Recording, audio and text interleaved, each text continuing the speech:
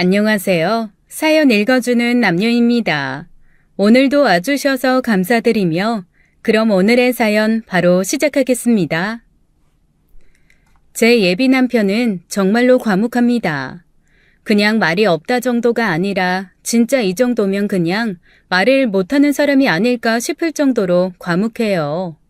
오죽하면 엄마랑 처음 결혼 앞두고 인사를 간 적이 있었는데 엄마가 나중에 저한테 이렇게 말씀하시더라고요.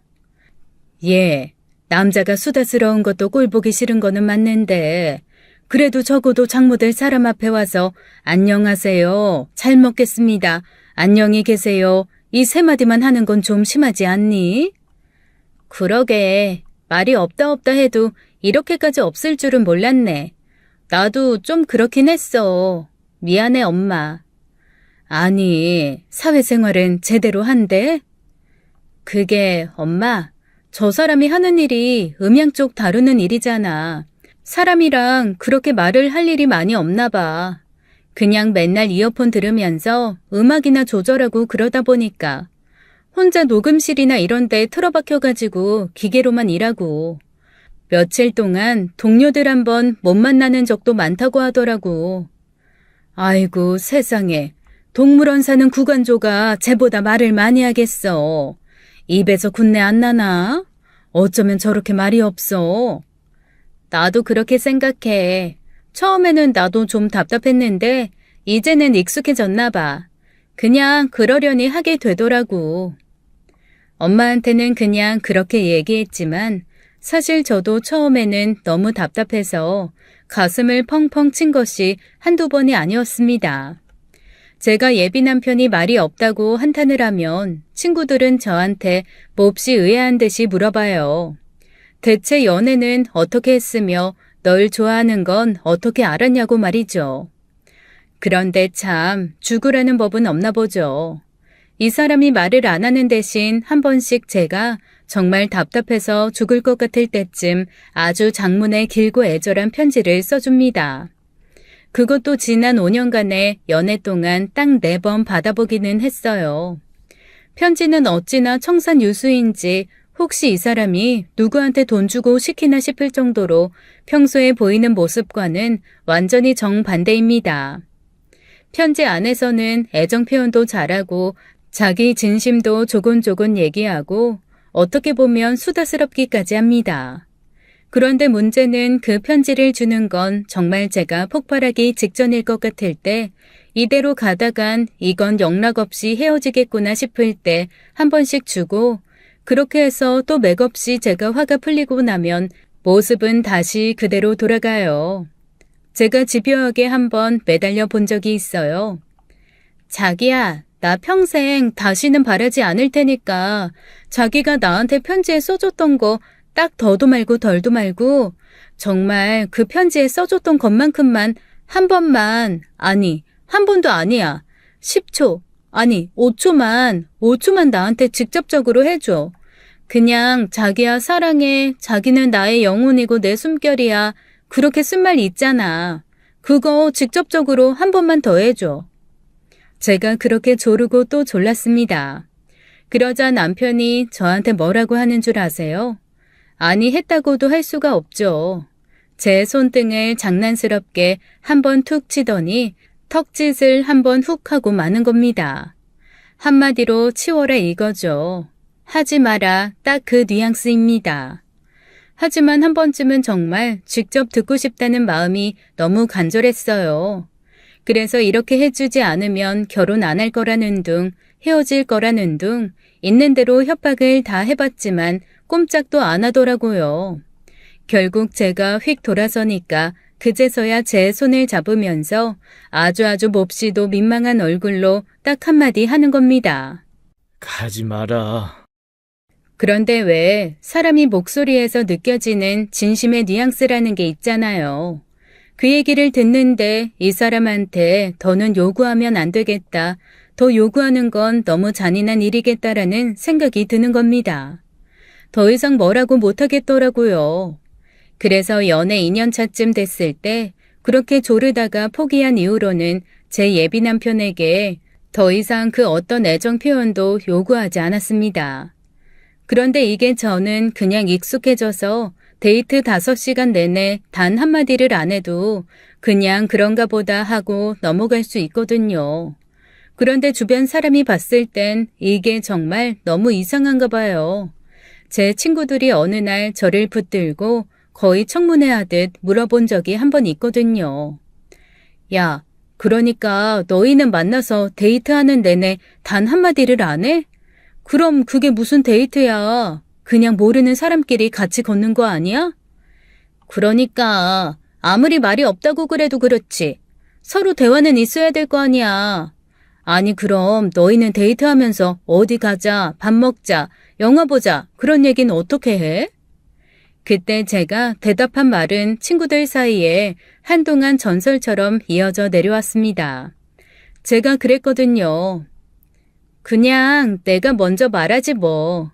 어디 가서 밥 먹고 그 다음에 어디 갔다가 무슨 영화 보자 그러면 고개 한번 끄덕여.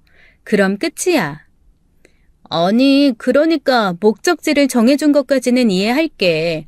근데 거기까지 가는 동안 뭐라고 대화를 할 거 아니야. 그냥 내가 질문하고 그 사람이 답을 하든가 그렇게 하지. 물어보면 답은 해? 해. 물론 대답이 좀 정해져 있기는 해. 대답이 어떻게 정해져 있는데? 괜찮다, 신경 쓰지 마라, 응, 됐다, 이 정도? 그거 외에는 별로 말도 안 하는 편이어서. 그러자 친구들이 모두 저를 외계인 보듯 보더라고요. 그러면서 지네들끼리 온갖 소설을 쓰기 시작했습니다. 야, 쟤는 결혼하면 시어머니가 오만 잔소리를 다 해도 남편이 한마디도 안 도와줄 것 같지 않냐? 그러게. 아니 그리고 서로 부부간에 그래도 대화라는 게 있어야 되는데 저렇게 단답형으로 얘기할 거면 그냥 인공지능 스피커 그거랑 사는 게 낫지 않겠어? 얘, 그렇게 말 없는 거 너무 답답하지 않아? 그냥 지금이라도 딴 사람 만나. 그런데 참 희한하죠. 왜 저는 그게 답답하다는 생각이 안 들었을까요? 아마 서서히 예비 남편한테 익숙해져서 그런 걸 수도 있고 제가 여자치고는 수다스러운 편이 아니라 저 역시도 그렇게 조잘조잘 말하는 걸 즐기지 않아서 그런 것일 수도 있겠다라는 생각은 들었습니다. 그런데 재밌는 건 제 예비 남편은 제가 아무리 떠들어도 단 한 번도 그만 좀 말하라거나 시끄럽다, 조용히 해라 이런 반응을 보인 적이 없습니다. 제가 여자친구는 수다스럽지 않다고는 하지만 그래도 한번 화가 나거나 분이 안 풀리는 일이 생기면 그때는 와르르 몇 시간이고 화를 내면서 쏟아내는 타입이거든요. 그럼 보통 남자들 반응은 뻔하잖아요. 그만 좀 해. 됐어. 한 얘기 또 하고 한 얘기 또 하고 지겨워 죽겠네. 야야, 사회생활 다 그렇지 뭐. 너만 그래. 적당히 좀 해. 이런 말들이요.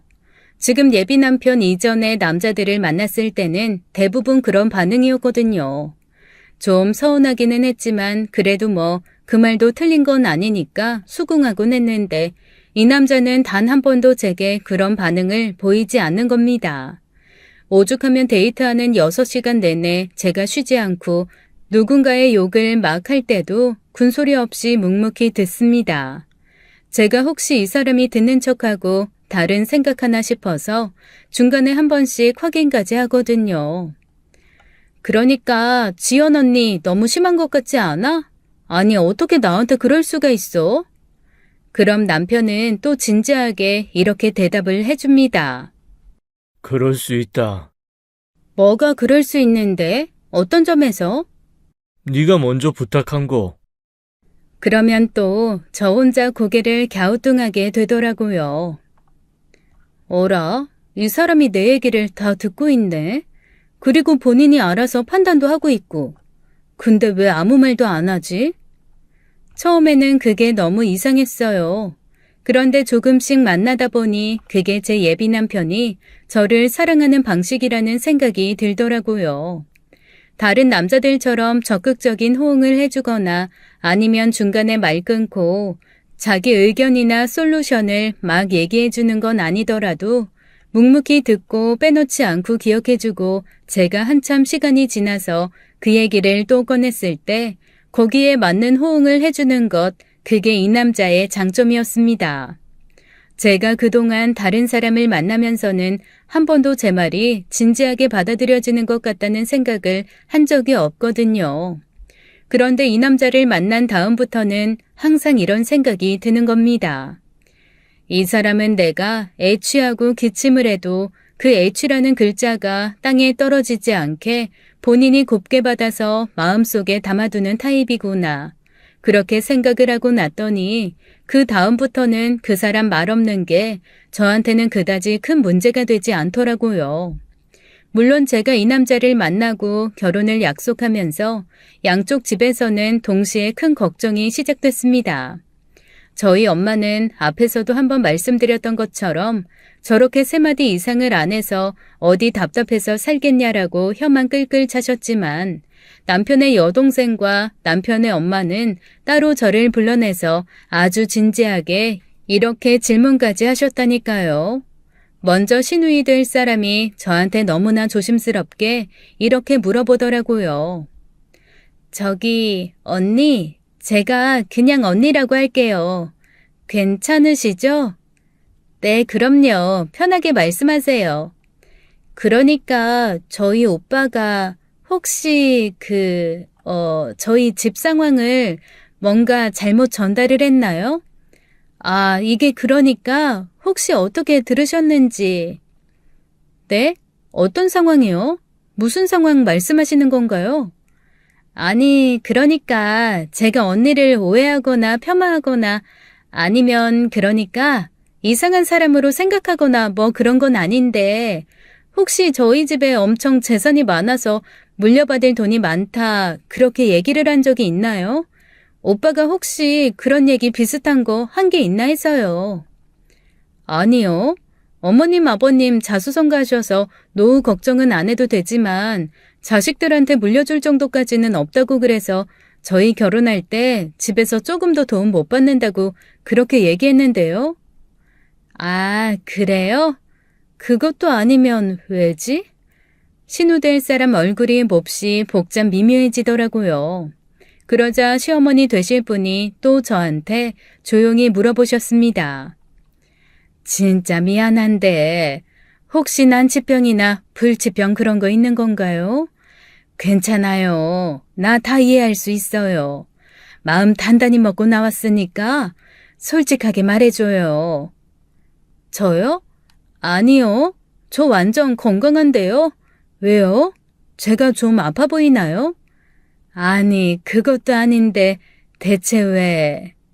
그제서야 좀 이상한 생각이 들어서 제가 두 분께 여쭤봤습니다. 지금 제가 모르는 뭔가가 있는 것 같은데 알려주실 수 있을까요? 뭐 때문에 그러시는데요? 무슨 일 때문에 그러세요? 솔직히 말씀해 주세요. 혹시 제가 마음에 안 드시는 거면 아니에요. 마음에 안 들긴. 무슨 그런 섭섭한 소리를. 진짜로 그게 아니고 아니, 나는 내 애잖아요. 내 아들인데 살면서 지금까지 들어본 말이 10마디도 안 되는 것 같아. 그런 애랑 대체 왜 결혼을 하려고 하나, 연애는 제대로 한 건가 싶어서.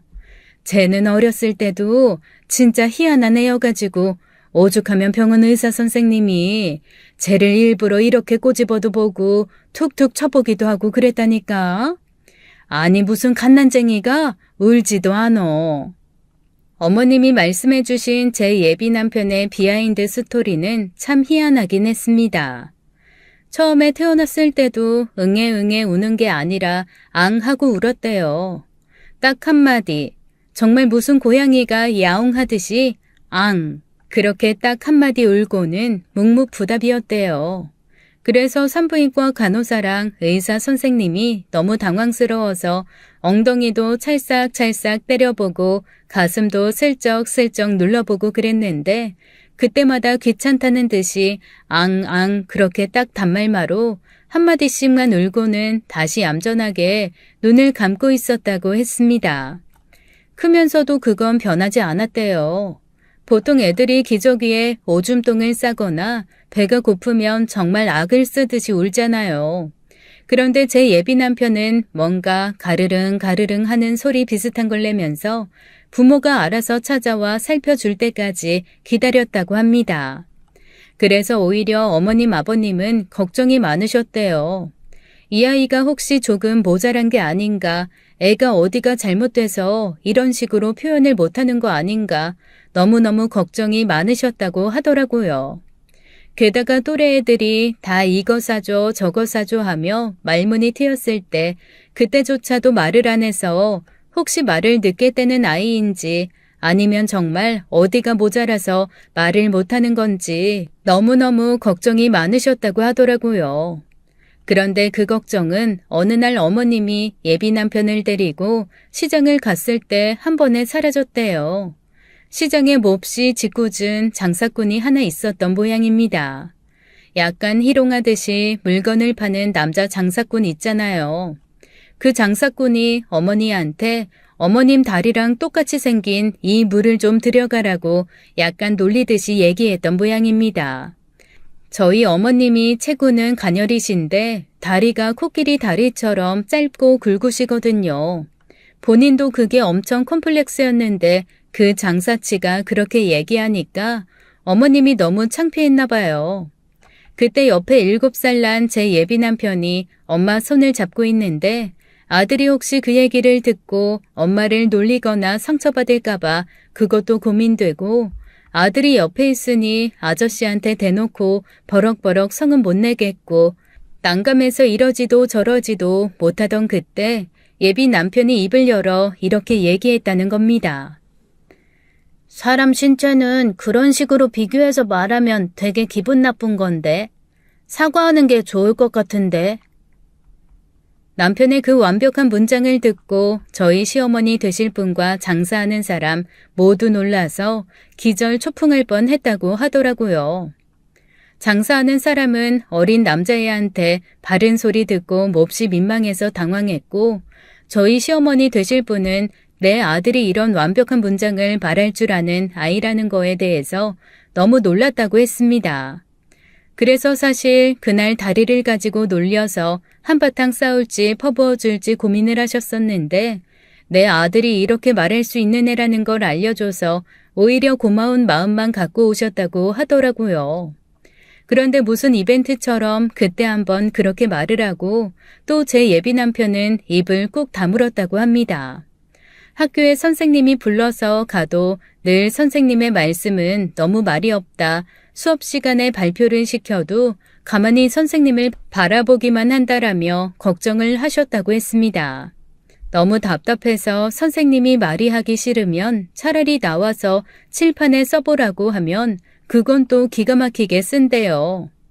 선생님 하시는 말씀이 이랬다고 했습니다. 그러니까 애가 모르지는 않아요. 다 이해하고 다 알고 있는데 정말 말하는 걸 귀찮아하는 것 같습니다. 그런데 이거는 어머님, 저희도 어떻게 할 수가 없어요. 그러면서 이런 에피소드를 말씀해 주셨대요. 학교 내에 정말 사람들을 괴롭히는 못된 학생이 하나 있었다고 했습니다. 그 학생이 다른 애들은 뭔가 다 자기 앞에서 굽신거리는 것 같고 쫄아드는 것 같고 그런데 제 예비 남편만 마치 바다 위에 고요한 물새 한 마리처럼 아무리 철썩철썩 파도로 때려도 반응이 없으니까 안이 꼽고 짜증이 났었나 봐요. 예비 남편을 어떻게 해보려고 여러 명이 우르르 몰려와 그 앞에서 있는 대로 협박을 하며 방과 후에 옥상으로 따라오라고 했답니다. 그랬더니 거기에다 대고 예비 남편이 딱 한마디를 했다네요. 방과 후엔 옥상 문 잠겨. 그리고 난 너희 볼 이유가 없어. 합리적으로 딱 거절을 해버리는 소리를 듣고 그 불량 학생들이 너무 황당해서 까불지 말라고 있는 대로 협박을 했답니다. 그런데 그날 오후 제 예비 남편이 정말 장문의 편지를 써서 교무실에 있는 선생님들한테 쫙 돌렸다는 겁니다. 몇 월 며칠 어떤 식으로 협박을 했고 누구누구가 와서 누구를 협박을 했고 이런 식의 협박으로 어떤 아이가 힘들어하고 한마디로 신문고를 써서 올린 거죠. 온 학교가 발칵 뒤집혔다네요. 왜냐하면 마지막에 이렇게 써져 있었대요. 이렇게 상세하게 고했는데도 적절한 처벌이 시행되지 않을 경우 이 모든 자료는 교육청과 구청, 경찰서에 직접 제공하겠다고 말입니다. 당시만 해도 학교 폭력이 그렇게 크지는 않았을 때지만 그런 식으로 아이들이 누군가를 괴롭힌다는 게 알려져서 좋을 건 없었으니까요. 선생님들이 당황하면서 예비 남편을 협박했던 사람들을 데려다가 엄청 혼내고 다시는 그런 일이 없게 조치를 취하고 어쨌거나 학교가 발칵 뒤집혀졌다고 합니다. 그런 식으로 묵묵하게 아무와도 말 섞지 않고 살면서 한 번씩 그렇게 크게 터뜨려주니 예비 남편을 모르는 사람이 없었대요. 본인만 몰랐지 완전 유명인이었던 거죠. 주변에서 뭐라고 쑥덕거리던 간에 본인은 내 갈 길 가겠다. 나는 아무 생각 없다. 그냥 그렇게 살아온 사람인 겁니다. 집에 와서도 이런 방구 말도 없어서 어머님은 늘 예비 남편의 학창시절 때 사방팔방 친구 어머님을 통해서 아들의 행태와 스타일을 수소문하는데 심혈을 기울이셨대요. 시누이 될 사람도 그건 마찬가지여서 항상 제 오빠가 누구예요 라고 말하면 다들 그 침묵의 학살자가 네 오빠냐며 신기해 했다네요. 아무 말도 없이 가만히 있다가 한 번씩 크게 터트린다고 그래서 별명이 침묵의 학살자였다나요? 그 두 사람에게 그런 얘기를 듣고 나니까 대체 제가 누구랑 결혼을 하려는 건지 제가 결혼하려는 사람이 어떤 사람인지 갑자기 조금 무서워지기도 했습니다. 엄마도 걱정이 크셨어요. 왜냐하면 아빠가 일찍 돌아가시고 엄마랑 저랑 세상에 단둘이거든요. 그래서 엄마는 당신에게 몹시 다정한 사위가 있었으면 좋겠다고 오래전부터 소원하셨거든요. 엄마가 많이 편찮으셔서 아무래도 본인이 건강이 좋지 않고 오래 살 것 같지가 않으니까 남편이라도 다정해서 저를 좀 살갑게 살펴주길 원하셨던 것 같습니다. 그런데 딸이 결혼하겠다고 데리고 온 남자가 미래의 장모가 될 사람 앞에서는 두 마디 이상을 안 하니 엄마가 걱정이 태산 같으신 게 너무나 당연하기도 했죠. 그런데 저는 그럼에도 불구하고 이 남자가 너무 좋았습니다. 결혼을 하면 꼭 이 남자랑 하고 싶다는 생각이 들었거든요. 제가 그렇게 몇 번이나 강력하게 제 의견을 말하고 나니 엄마도 그냥 받아들여 주셨습니다. 그런데 이상하죠. 사람이 고민하던 것을 하나 놓으면 뭔가 마음속에서 긴장이 풀리나 봐요. 저희 엄마 건강이 좋지 않으셨지만 그래도 잘 버티신다 생각했는데 제가 결혼할 남자 딱 정해놓고 나니까 갑자기 급속도로 편찮아지시기 시작했습니다. 지병도 더 도드라지고 게다가 병원 가서 검사해보니 그동안 몰랐던 몸 곳곳에 종양이 발견되었어요. 제가 건강검진 그때그때 다 하셨는데 대체 이게 무슨 일이냐고 당황했더니 의사가 하는 말이 건강검진 때는 이렇게까지 나타나지 않았는데 요 몇 달 사이에 급격하게 안 좋아지신 것 같다고 가끔 환자들 중에 이렇게 급성으로 안 좋아지는 사람도 있다면서 안타까워했습니다. 그때 예비 남편은 당혹스러워 펑펑 우는 제 옆에서 묵묵히 정말 말없이 저를 지켜주고 위로해줬습니다. 그리고 제가 안 갈 때도 엄마 병원을 자주 찾았다고 하더라고요. 그런데 찾아가기만 했지 말은 또 한마디도 안 했대요. 주변 환자, 보호자분들 얘기 들어보니까 몇 시간이고 그냥 엄마가 하는 얘기를 묵묵히 듣고만 간다고 하더라고요. 그래서 제가 엄마에게 물었습니다. 엄마, 대답도 없는 사람한테 무슨 얘기를 그렇게 많이 해? 예, 그게 참 신기하다. 내가 처음에는 벽 보고 얘기하는 것 같아서 좀 답답했거든. 이게 하다 보니까 왜 옛날 사람들이 대나무 숲에 가서 막 떠들고 그랬는지 알 것 같아. 마음이 편해져. 내가 딸인 너한테도 못하는 얘기 다 한다 아주. 마음에 쌓이는 게 없어지니까 마음이 너무 편해. 참 고마웠습니다. 엄마가 마음에 쌓인 거 없이 털어놓을 상대가 되어준다는 것만으로도 너무 감사했죠. 그렇게 제 예비 남편에게 오만 얘기 다 털어놓은 엄마는 결국 제 결혼식도 못 보고 돌아가셨어요. 엄마 앞에서 그래도 결혼하고 싶어서 나름대로 결혼식 준비를 서둘러 하기는 했는데 끝내 그것도 다 못 보고 돌아가셨죠. 다행히 저랑 제 예비 남편이 임종을 지키긴 했습니다. 그런데 참 이 멋없는 남자, 엄마가 임종 직전 손을 꼭 붙들고 우리 딸 잘 부탁한다라고 했을 때 그냥 어지간하면 네 알겠습니다 라고 대답할 만도 하잖아요.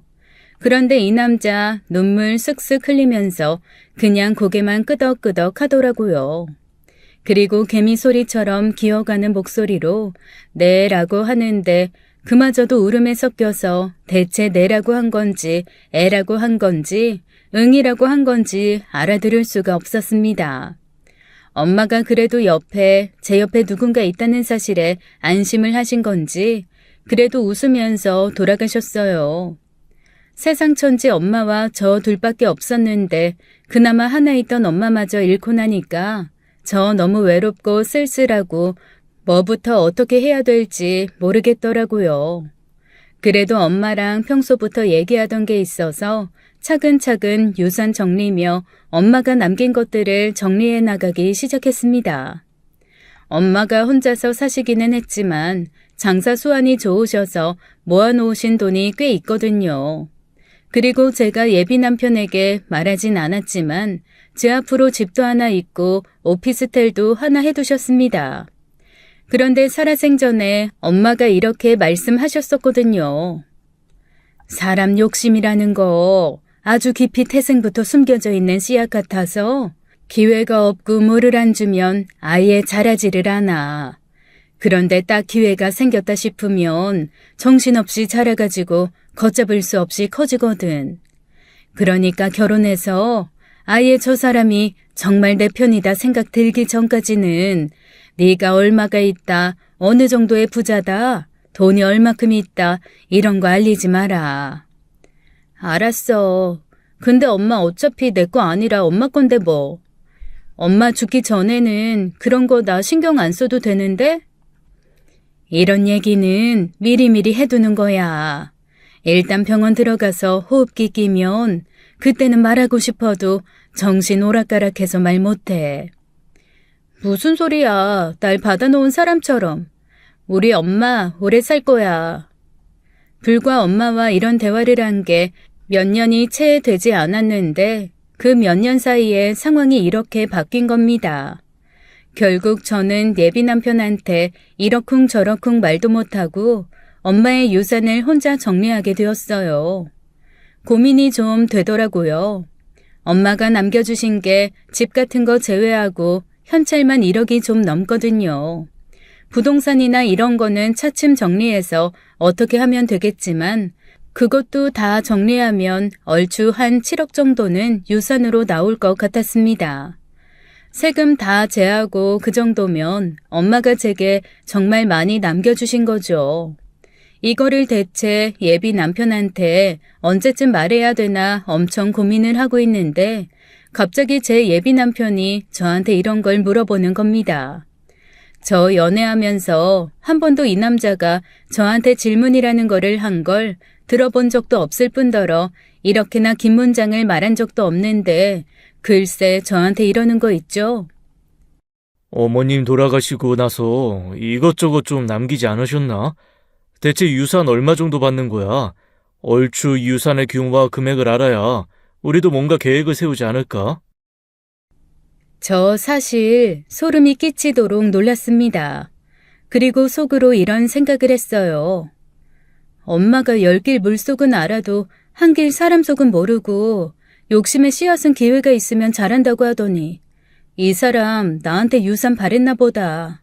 우리 엄마 돈 보고 나한테 붙어 있었던 건가? 이거를 얘기해줘야 돼 말아야 돼? 갑자기 고민이 되더라고요.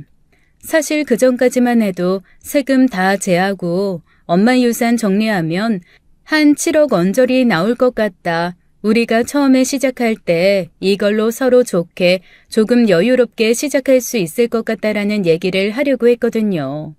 그런데 이 사람이 너무나 눈을 반짝반짝하게 뜨고 저한테 엄마 유산이 어느 정도냐고 물어보니까 이거 사실대로 대답해주면 안 될 것 같다라는 생각이 갑자기 확 드는 겁니다.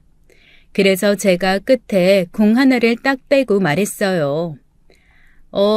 다 해봐야 진짜 많아봐야 7천 정도? 그랬더니 실망하는 듯한 얼굴인지 아니면 그냥 생각이 많아진 얼굴인지 그냥 묘한 얼굴을 하곤 고개를 끄덕이더라고요. 그래서 제가 그 순간 이 결혼을 엎어야 되나라는 생각에 머리가 아팠습니다.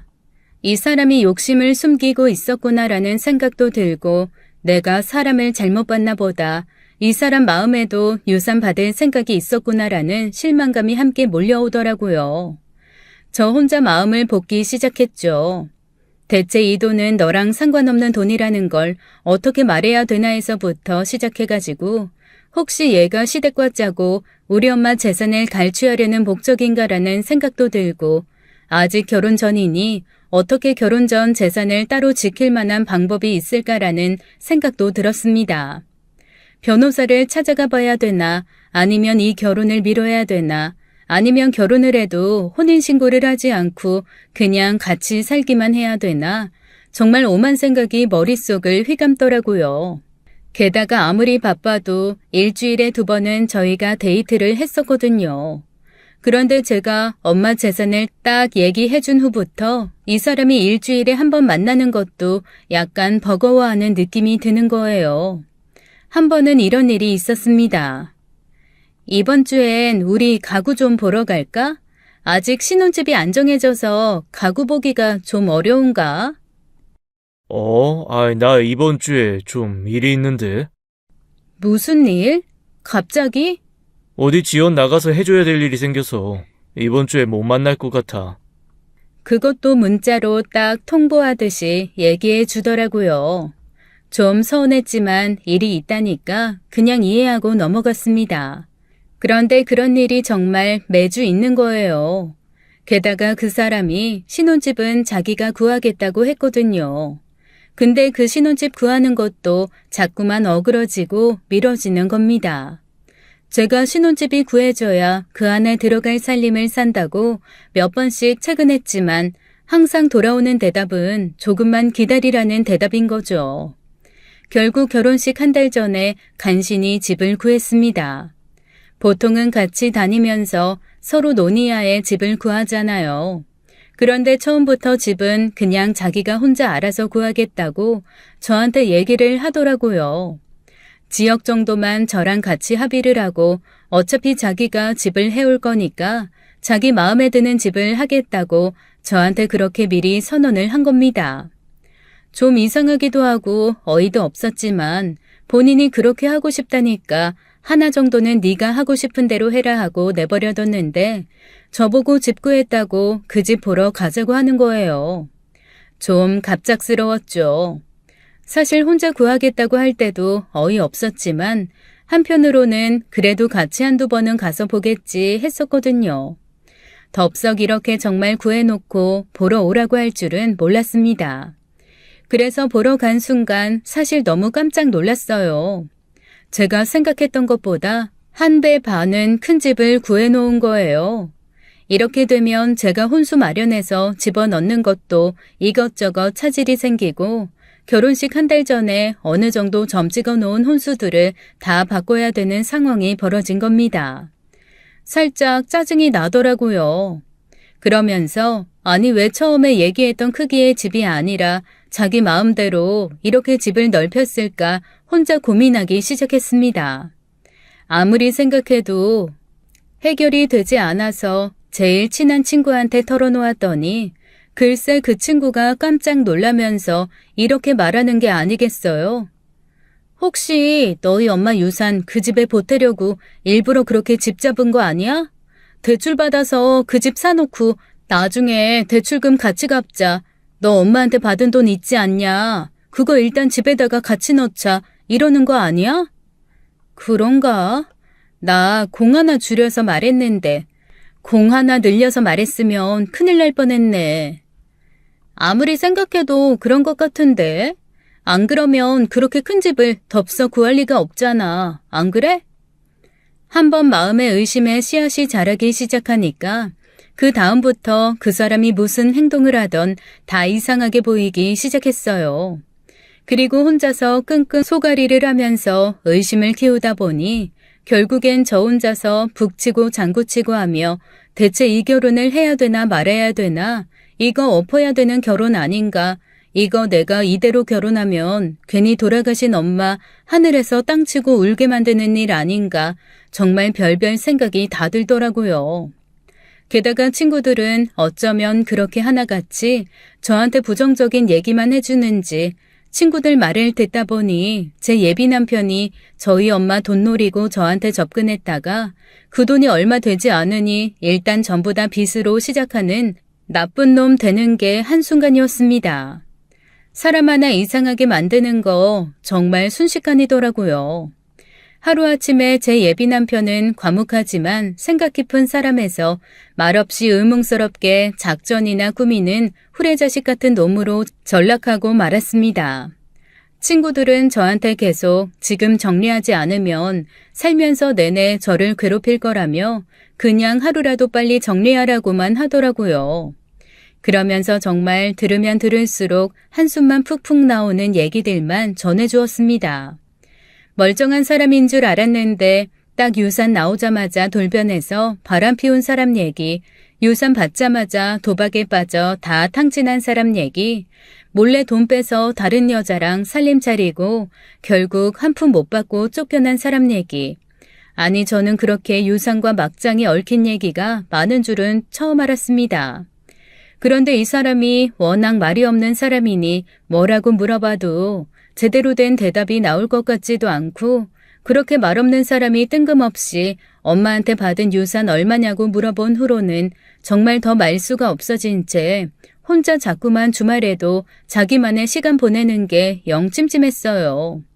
결혼 준비는 저 혼자 하는 건지 아니면 우리 둘이 과연 결혼을 하기나 하는 건지 너무 머릿속이 복잡해지기 시작했습니다. 그런데 결혼식 이틀 전 갑자기 예비 남편이 저한테 얘기 좀 하자고 하더라고요. 순간 올 게 왔구나, 드디어 이 인간이 본색을 드러내려나 보다. 그래, 한번 무슨 얘기하는지 드러나 보자라는 생각이 들었습니다. 그래서 제가 잔뜩 굳은 얼굴로 만나는 장소에 나갔죠. 보통 결혼 앞두고 매일매일 봐도 모자랄 판에 저희 열흘 만에 얼굴 보는 거였거든요. 저를 딱 보더니 갑자기 씩 웃는 겁니다. 아니, 그런데 왜죠? 또 웃는 얼굴 보니까 마음이 또 사르륵 녹는 거예요. 제가 속으로 이렇게 생각했습니다. 안 돼, 정신 차려. 지금 너 정신 똑바로 차리지 않으면 하늘에서 네 엄마 땅치고 후회할 일 만들 수 있어. 정신 똑바로 차려야 돼. 그래서 제가 굳은 얼굴로 가만히 예비 남편을 노려보았어요. 그랬더니 그 무딘 인간이 자기도 조금 뭔가 이상한 게 느껴졌는지 저한테 이렇게 묻는 겁니다. 화났어? 그럼 화났지. 결혼은 나 혼자 해? 아니, 나랑 결혼할 마음이 있기는 한 거야? 너 혹시 바람 피우니? 아니, 왜? 생각보다 유산이 얼마 안 돼서 마음이 떠났어? 처음에는 그렇게까지 말할 생각은 없었어요. 그런데 이제 저 혼자 소설 쓰고 드라마 쓰고 푹푹 쌓여왔던 게 한번 말문을 여니까 본물 터지듯 화르르 쏟아져 나오더라고요. 저도 모르게 서러움 가득한 목소리로 예비 남편에게 와다다 퍼부었습니다. 아니, 나 정말 이해를 못하겠어. 아무리 당신이 말이 없는 사람이라고는 하지만 어떻게 이런 방구 논의도 없고 의논도 없이 혼자 다 결정하고. 그래, 그건 둘째치고 우리 엄마 유산 얼마 있는지만 딱 물어보고 어떻게 그렇게 나를 방치할 수가 있어? 너무한 거 아니야? 아니, 우리 엄마 유산에 따라서 당신의 태도가 그렇게 달라질 거였으면 처음부터 그걸 노리고 나한테 접근했던 거야? 그게 아니라면 변명을 하던 해명을 하던 말이라도 해봐. 같이 살 집 혼자 구하겠다고 하질 않나? 그것도 의논도 없이 덥석 큰 평수 구해놓고. 뭐야? 그 집 대출금 내 엄마 유산으로 갚겠다는 거야? 그런 의도로 일부러 그런 거냐고. 진짜 내가 혼자 믿고 기다리려고 해도 이건 너무하잖아. 아, 그게 그렇게 되나? 뭐? 그게 그렇게 되냐고? 그럼 지금 이 상황이 다 뭔데? 당신 엄마 유산 얘기 딱 듣자마자 주말마다 어디 가서 뭐 일한다고 그러고 만나도 저녁에 잠깐 만나고 그럴 때마다 피곤해 쩔어서 나 제대로 보지도 않고 그러잖아. 내가 지겹니? 어? 아니, 아니, 나는 그게 그렇게 비춰질 수 있다는 생각은 못했네. 미안해. 내가 설명을 좀 할게. 그리고 그는 저에게 충격적인 사실을 털어놓기 시작했습니다. 사실 돌아가신 장모님이 돌아가시기 전에 나한테 정말 많은 얘기를 하셨거든. 당신이 너무 좁은 집에서 신혼생활 시작하신 게 여전히 마음에 걸리신다는 거. 아무리 서로 좋은 신혼 시절이라도 각자의 공간에서 혼자만의 시간 필요하다고, 너무 좁은 집에서 시작하지 않았으면 좋겠다고 하시더라고. 뭐 그런 얘기랑 당신이 의외로 마음이 잘 흔들리니까 옆에서 잘 잡아주라고 그런 말씀도 하셨어. 장모님이 정말 당신에 대해서는 걱정이 안 되는데 그거 하나 딱 걱정되는 게 있으시대. 딸을 못 믿는 건 아닌데 너무 귀도 얇고 다른 사람들 말에 휘둘리기도 잘하고 감정적이고 순진하다고. 그러면서 장모님 돌아가시면 당신이 다 재산 상속 받을 텐데 그때 연락 끊겼던 친가 쪽 친척들이나 다른 사람들이 와서 당신한테 이것저것 요구하면 뭐 속절없이 그냥 들어줄 것만 같다고 하시더라고. 장모님이 그게 너무 걱정이 돼서 잠을 못 주무시겠다는 거야. 엄마가 그런 얘기를 했다고? 그리고 내 친가 쪽 사람들이 아직 살아있기는 하대? 그것도 너무 서운해 하시더라. 당신 아버지 돌아가시고 혹시 어머님이 손 벌리고 자식 떠맡길까봐 그랬는지 보조금 들어온 거 싹 나눠서 칼같이 가지고 가서는 명절이고 생일이고 간에 한 번 연락도 없었다고. 굳이 연락을 할 필요는 없지만 그래도 할머니 할아버지 돌아가시면서 친손주들은 다 유산 나눠받았는데 당신은 쏙 빼놨다고 그러시더라고. 그거 알고도 그냥 아무 말 안 하셨대. 그 집 재산 안 받아도 내 딸 내가 누구 못지않게 두둑하게 살게 해줄 자신 있다. 이러고 더 열심히 일하셨다고 하더라고. 처음 듣는 얘기였습니다. 그러니까 엄마는 저한테도 못한 이런 속 아픈 얘기들을 병상에 누워 이 사람한테 주절주절 다 털어놓으신 거였어요. 그 마음이 어땠을지, 엄마가 평생 어떤 짐을 지고 살아왔을지 와닿아서 너무 가슴이 아프더라고요. 그러면서 나한테 사실 어느 정도 재산이 있으신지 말씀해 주셨거든. 그런데 내가 당신한테 물어보니까 금액이 너무 다른 거야. 그래서 좀 고민을 했지. 왜냐하면 장모님이 돌아가시기 전에 나한테 재산이 이 정도 있다. 그러니 내 딸 너무 좁은 집에서 힘들게 살림 시작 안 했으면 좋겠으니 돈 보태서 넓은 집 사라. 그러셨거든. 그래서 나 장모님 돌아가시기 전까지 한 번씩 모시고 나가서 같이 집 같은 거 보러 다니자고 그랬어. 지금 구한 집도 장모님이 같이 골라주셨던 거야. 그런데 갑자기 그렇게 돌아가시고 장모님이 같이 하기로 하셨던 계약을 나 혼자 해야 되는 상황이 생긴 거지. 당장 돈이 필요해서 당신한테 물어봤더니 말씀하셨던 금액이랑 10배 이상 차이가 나고, 그래서 주말 동안 다른 프로젝트에서 일도 좀 하고 아는 형 통해서 그 회사에서도 좀 잔업하고 그렇게 해서 돈 번 거야. 이쪽 분야는 아무래도 프로젝트별로 비용이 나오니까 아는 사람들 통해서 성금 먼저 받고 그랬지 뭐. 사실 내가 대출을 좀 해보려고 했는데 그것도 내 마음대로 많이 되고 그러진 않더라고. 근데 어쨌건 장모님이 원하셨던 집은 제대로 계약해서 거기서 시작하게 해주고 싶었어. 그래야 하늘에 계신 장모님도 안심하실 것 같아서. 그러면 지금 몇 주 내내 계속 주말에 나 못 만나고 약속 있다고 했던 게 집에 들어갈 돈 버느라 그랬던 거야? 10만 원, 20만 원, 200만 원이라도 벌어야 빚을 조금 덜 지고 시작할 수 있잖아. 당신이 얘기한 돈 7천이었나? 정말 딱 당신 그냥 비자금 정도 하면 없겠더라고. 만약 그게 장모님이 남기신 돈의 전부면 그래도 당신한테는 의미 있는 돈이니까 알아서 하게 그냥 건드리고 싶지 않았어. 그럼 왜 나한테 물어보지 않았어? 금액이 그렇게 차이 났으면 물어볼 수도 있는 거잖아. 아니 뭐 본인이 그거밖에 없다는데 내가 뭘 어떻게 더 물어봐. 그냥 그런가 보다 하는 거지. 아니, 그래도 이상하지 않았어? 엄마가 얘기한 거랑 금액이 너무 차이가 나는데. 나랑 집 보러 다니고 이런저런 얘기하던 그때 장모님이 많이 편찮으셨잖아. 그래서 그냥 착각하셨나 보다 라고 생각을 했지. 왜 어르신들 가끔 그런 착각하고 그러실 수 있잖아. 나를 의심하진 않았어? 내가 몰래 빼돌리려고 그랬을 수도 있잖아. 의심할 게 뭐 있어. 그리고 만약에 당신이 금액을 그렇게 줄여서 얘기했다면 또 거기에 대한 이유가 있겠거니 했지. 그리고 빼돌리긴 뭘 빼돌려. 그게 내 돈이야.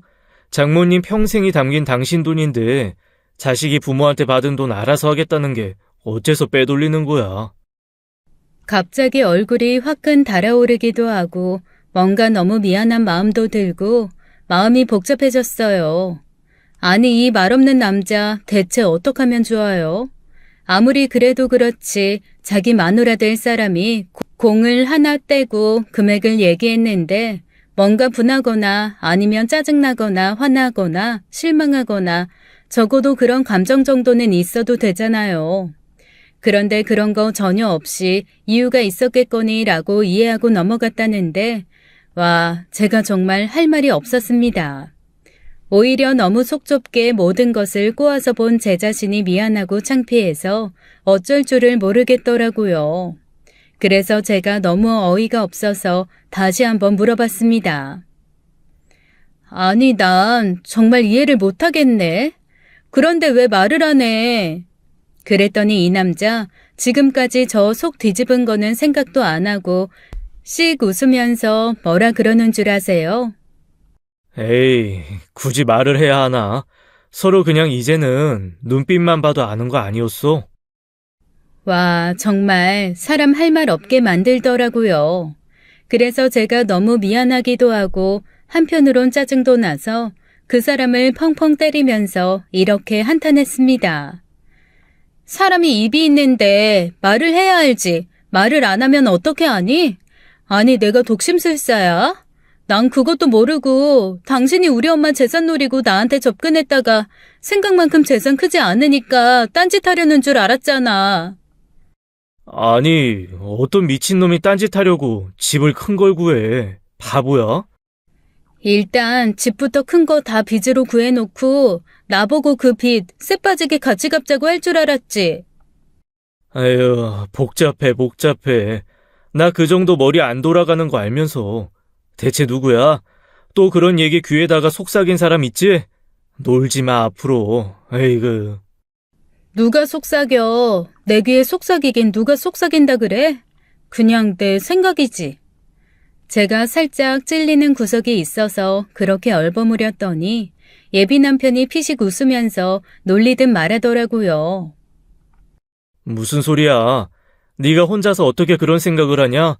너 혼자서 그런 생각 못하는 사람인 거 내가 다 알거든. 아이고, 또 친구들이 이러쿵저러쿵 어디서 들은 이상한 얘기 해주면서 네 남편 될 사람 이렇게 지금 딴짓하고 있다. 그리고 마음을 아주 꼬았구만. 이 사람 너무나 저를 잘 알더라고요. 그 말에 반박도 못하고 혼자 창피하기도 하고 분하기도 해서 씩씩거렸습니다. 그랬더니 제 예비 남편 저를 꼭 안아주면서 이렇게 얘기하는 거예요. 있잖아. 장모님이 나한테 그러셨어. 처음에는 말 없는 거 너무 이상하고 꼴 보기 싫고 내 딸내미가 저거 답답해서 살겠나 했는데 말로 죄 짓고 사는 사람보다는 그래도 자네 같은 사람이 나을 것 같다고. 말은 앞으로 더 늘지 않아도 되니까 마음은 줄지 말아달라고. 그런데 그 말씀이 나한테 너무 깊게 와닿더라. 나 지금까지 말 없다고 우리 엄마한테도 그렇고 계속 혼만 났었거든. 나한테 이런 식으로 말 없어도 되니까 라고 말해준 사람 장모님이 처음이란 말이야. 나 그런 장모님 절대 배신하지 않아. 그리고 장모님이 어디선가 슬퍼하실 일 절대 하지 않아. 그러니까 당신도 앞으로 뭔가 궁금한 게 있으면 그냥 나한테 직접 물어봐. 나 알잖아. 내가 언제 한 입으로 두 말하는 거 봤어? 말을 안 해서 그렇지 다른 말은 하지 않아. 그러니까 그건 나 좀 믿고 그냥 미심쩍은 게 있거나 궁금한 게 있으면 나한테 직접 물어봐. 그렇게 친구들 말 듣고 혼자서 마음 졸이지 말고. 저는 제 예비 남편 얘기를 들으면서 혼자서 이렇게 생각을 했습니다. 아, 이 사람이 나한테 평생 할 말을 오늘 다 하는구나.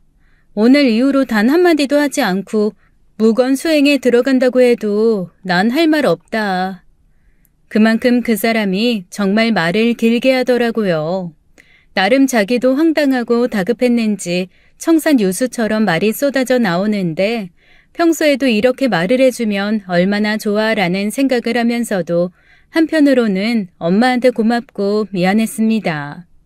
제가 미처 알아보지 못한 이 사람의 진가를 엄마가 빠르게 파악해서 얘기해 줬다는 것도 너무 고마웠고 엄마의 말을 지키기 위해 저한테 최선을 다해주려고 했던 이 사람의 마음도 너무 고맙더라고요. 그래서 제가 다른 건 몰라도 앞으로 뭔가 의심되거나 이상한 게 있으면 그냥 바로 직접적으로 물어보겠다는 약속은 철석같이 했습니다. 그렇게 의문스러운 줄 알았던 제 예비 남편의 해프닝은 나름 해피엔딩으로 마무리가 되었어요. 나중에 제 친구들이 자초지종을 듣고 너무 어이가 없어서 헛웃음만 짓더라고요. 그러면서 이렇게 말하는 겁니다. 야, 우리가 그동안 모았던 남자 데이터로는 도저히 이해할 수 없는 게 네 남편인 것 같아. 우리는 앞으로 그 사람을 학습하려고 하지 않겠어. 너 정말 특이한 남자랑 사는 것 같다. 어휴, 세상에.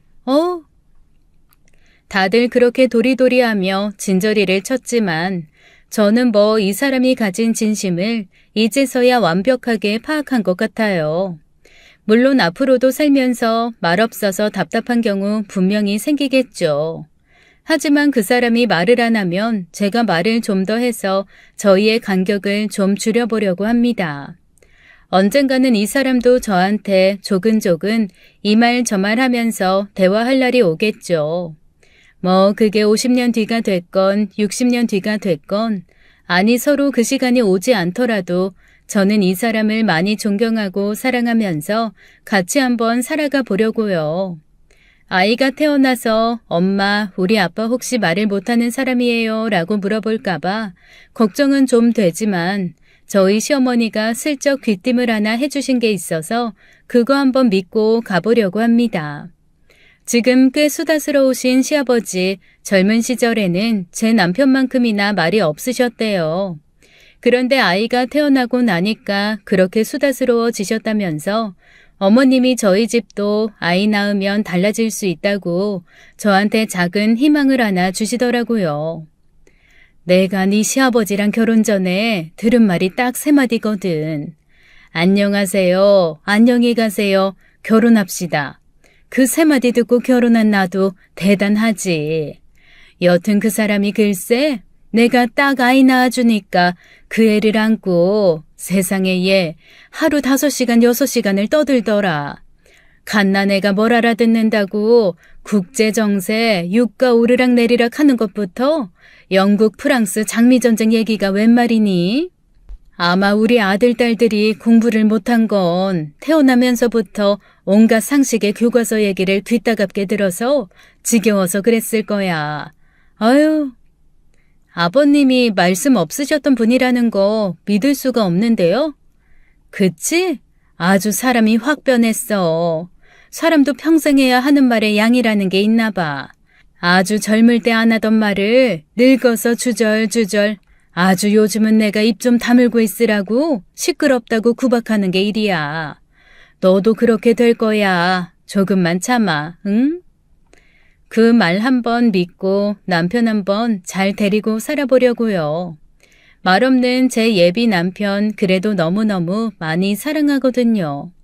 특히 돌아가신 엄마가 끝까지 믿으셨던 것처럼 이 사람 말 많게 현혹하는 사람이 아니라 과묵하게 행동으로 증명하고 지켜내는 사람이라는 거 이제 확실히 알았으니까요.